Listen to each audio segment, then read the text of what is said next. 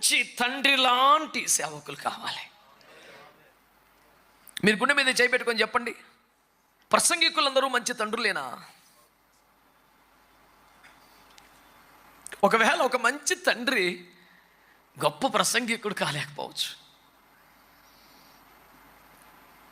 గట్టిగా 10 నిమిషాలు వాక్యము మాటలాడలేని ఎందరో ఘనులైన దైవజనులు తమ చేతికి అప్పగించబడిన ఆత్మలో మహిమ గల రాకడకు పెళ్లి కుమార్తెగా సిద్ధపరుస్తున్న అభిషేకాన్ని కలిగి ఉంటాం. నేను కళ్ళారా చూశాను. వాళ్ళు గట్టిగా అరగంట సేపు వాక్యం చెప్పలేరు, సరిగ్గా ఏ సంక్లిష్టమైన ప్రశ్నకు జవాబులు చెప్పలేరు.